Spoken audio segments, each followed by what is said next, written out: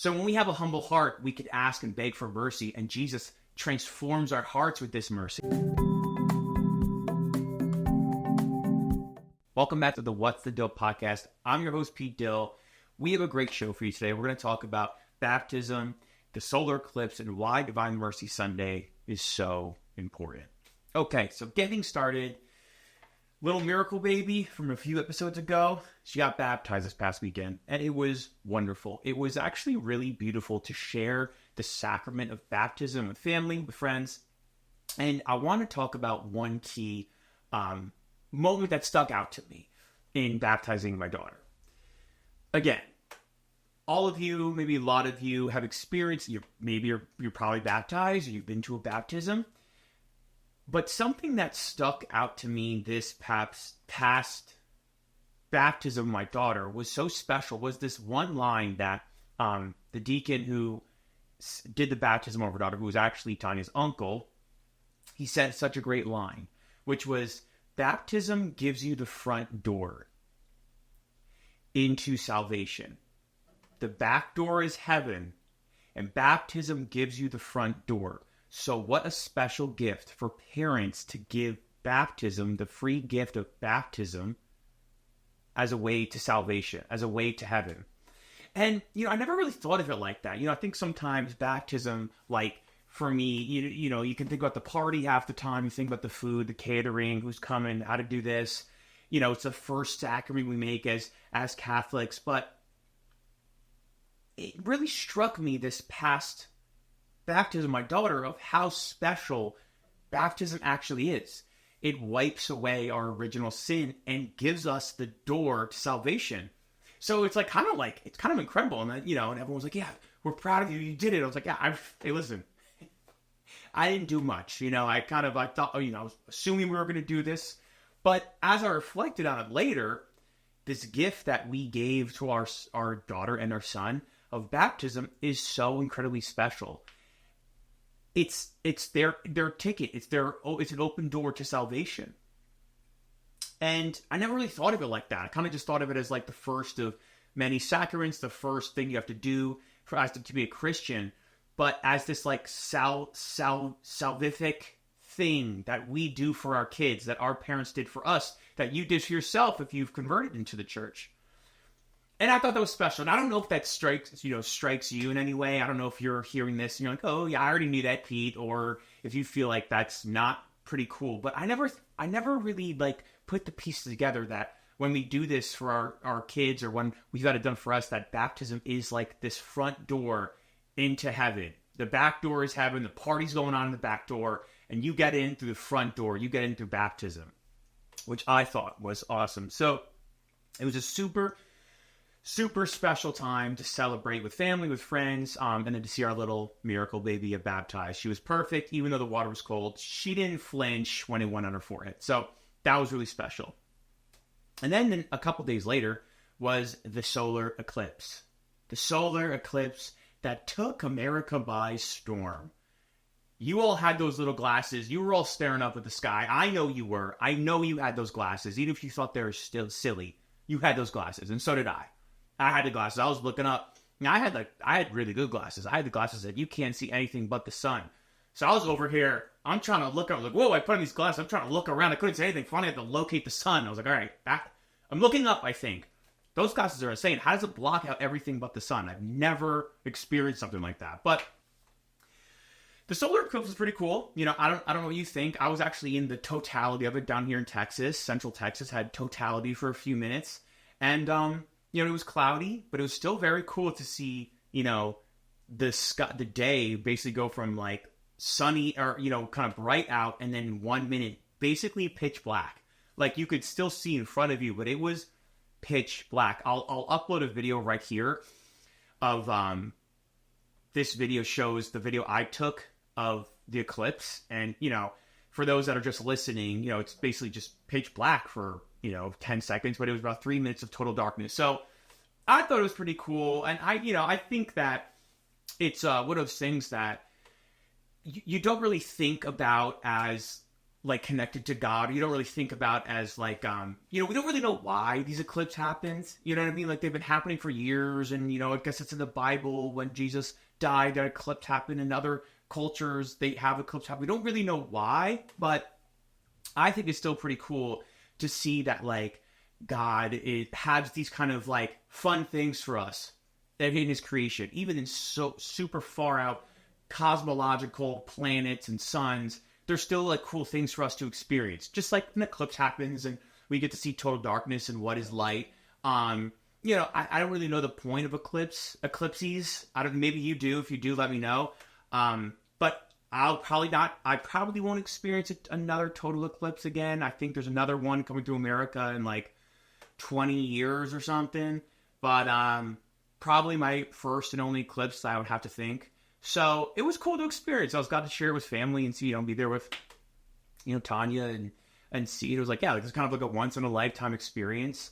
But yeah, I don't know what y'all think. I don't know if you saw it, if you saw a partial or full. If you did, let me know what you guys thought of it. If you thought it was cool or not. But I thought it was pretty cool. I thought it was worth the hype to kind of see the total darkness. And it got really cool all of a sudden, and then it was really quiet, and then boom, just like darkness. Like, whoa, it was kind of insane. So I bought into the hype of the eclipse. And then moving in to the meat of our podcast here, I wanted to talk about what also happened this weekend. A lot happened this weekend. Baptism, eclipse, and then Divine Mercy Sunday.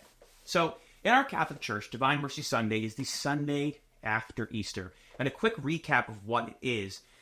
Divine Mercy Sunday is the celebration of Jesus' mercy. And it's come about through the revelation that Jesus had to Sister Faustina, a Polish nun. And she wrote about it in her diaries, where Jesus was coming to her in private revelation, and she wrote it all down. And it's been celebrated that Jesus appeared to her, and in this form of mercy, divine mercy. And in church, this line stuck out to me, that I think why this is so important, and why I think for guys, divine mercy is so important to really embrace. Jesus said to Sister Faustina, something that bothers me, that saddens me, is that souls and hearts don't trust in my goodness. Souls and hearts do not trust in my divine goodness. And that's why divine mercy is so important, because in a world where we treat each other like humans, Jesus wants to treat us like the divine. In a world where we seek earthly justice and say, hey, if you treat me wrong, I'm going to, all bets off for what I can do to you. If you treat someone wrong, you're going to get canceled. If you do something that I don't think is right, we're going to seek justice right now. Justice is king. But divine mercy says that actually mercy is closer to the divine than like human justice. And that Jesus wants to spill his mercy onto us. And we have to fall into it. And that how sad is it that we do not think that Jesus is good. We don't trust in his goodness. That just struck me so hard in my heart that Jesus said to Sister Faustina, it saddens me that souls do not believe in my goodness. I think a lot of times we look at God, we project onto God how others treat us. So we look at God as a father, or Jesus as God, and we think about authority figures in our life, teachers or, mentors or parents or school counselors or camp counselors or coaches. And since we're human, we treat each other like humans. And that's flawed. And that's in anger and in retribution and vengeance and goodness. But it's human. We treat each other with our human flaws. And so I think a lot of times when we think about how Jesus treats us, then we project onto a lot of humanity onto Jesus. But he's not, he's divine. Jesus obviously does have a human form, but he is divine. He's God. So if I treat you wrong, your initial reaction is probably going to be like this, dude. You're going to want to naturally inflict some sort of justice onto me, right? We all have that human flaw. But Jesus, when we treat him wrong with our sin, he wants to pour mercy out onto us. He wants us to tap into that mercy. He wants us to overflow in that mercy. Why is that so important? Because when we sin and sin and sin against God and sin against others, we recluse into shame. We kind of recoil into being ashamed of our sin. And we get hard on ourselves. And we harden our hearts. And we get angry at ourselves for sinning and for being bad. And then we say, well, you know what? I'm not worthy of Jesus' love. Or I'm not worthy of friends or family's love. I've just messed up so bad. How could anyone forgive me? And then we go off on our own. We sin so much, then we just compound interest, more sin and more shame and more guilt and more sin and more shame and more guilt. And we have a hard time reaching out and asking for forgiveness and receiving mercy. But that's why divine mercy is so important, because for us to truly continue to enter in to following God, we need a lot of mercy, because we sin a lot. And again, I know you guys, I know some of you guys sin. You sin, I know you. I'll give you a list of sins if you want. I'll send them to you. But I sin too. I sin, and it kind of blows my mind how much I can sin sometimes. It's like, oh my gosh, I do want to bash my head against the wall sometimes for my sin. Big sin, little sin. It's just like every day I'm sinning. Why? Why can't I just have one good day of no sin? I've almost gotten there a couple times. But then I started thinking about it. I started patting myself on the shoulder. I was like, oh gosh, I think I'm being a little too prideful right now. But we sin, so we need mercy, because we need to keep going. We need to get back up. We need to keep following God. And we need divine mercy. We need to trust that Jesus is forgiving us, trust that Jesus is leading us, and to dive into that mercy so we can keep going. Because mercy makes us be humble. When we ask for mercy, it requires us to be humble. And when we're humble, we don't act so self-sufficient. And being self-sufficient is a recipe for falling on your face and not following God. Because when we think we're self-sufficient, we don't need to pray as much. We don't need to treat others as well as much. We don't need to follow God as closely, because we got this. I got this when I'm self-sufficient. But we know we don't got this. That's something I've learned deeply. It's like, I can only control so much, and life has a funny way of just throwing a freaking rock on my head and be like, wow, I actually don't have this life in control as much I thought as I did.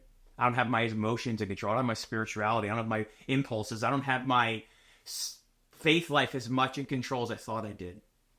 So when we have a humble heart, we can ask and beg for mercy, and Jesus transforms our hearts with this mercy. And then we can keep following him deeper and deeper and deeper into conversion, and deeper into what he wants for our life. And let's also remember that we receive this mercy so we can keep becoming like Christ, and it is divine. It's not a mercy that we can give to ourselves, but this mercy is something we can also need to tap into to give to others. Because man, it's easy to want to give justice. Man, it is so easy to want to point out the flaws of others and give justice.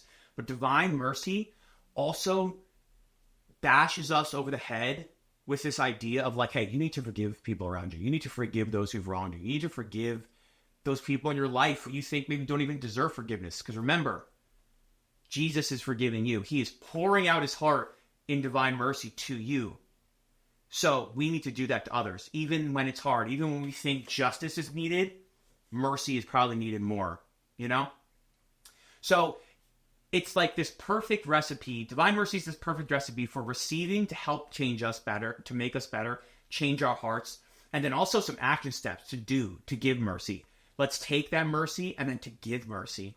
And in a world where we are desperate to seek justice and retribution for those who've wronged us and those who we think are wrong, mercy is the ultimate countercultural thing to do. Forgiving our enemies is just like a lost art. We don't even think about it. Think about how divided everything and everyone is in this world. Forgiving your enemies? No. Don't forgive your enemies. Put the hammer down on your enemies so you can get more power and you can be more secure and you can then get what's yours. And then our people in our life, friends and family, think of how many times you've been wronged by friends or family in your life. And we just think, well, yeah, I don't need to give mercy. Actually, you do. We are all called to give mercy to everyone in our lives, because justice is not really ours to give out. God's the ultimate judge, and he will give that judgment out one day, however, wherever. Not really us to decide. What we're called to, as Christians, to be countercultural, is to give mercy to everyone. So, again, I think for guys, that's like not totally... that's not something that comes easy. I think as guys, sometimes we want to like lay the hammer down. Let's show justice is now. The men are here. Justice will reign.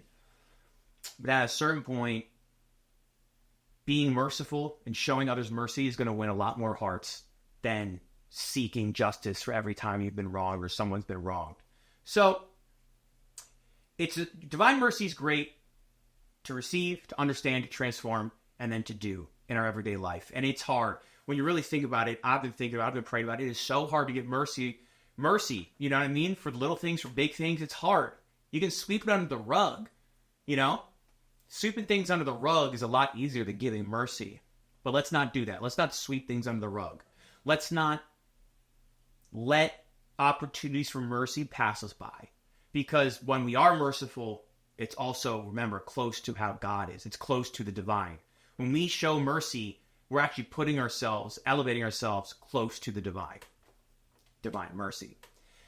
So, I think it's super powerful. You know, I think, remember, you know, it's really important, I think, for guys to have the humility to ask and receive mercy to help transform our hearts, and then also for us to then give mercy and be the ones that are extending the hand of grace and mercy, because that's what Jesus does to us. So let's be real.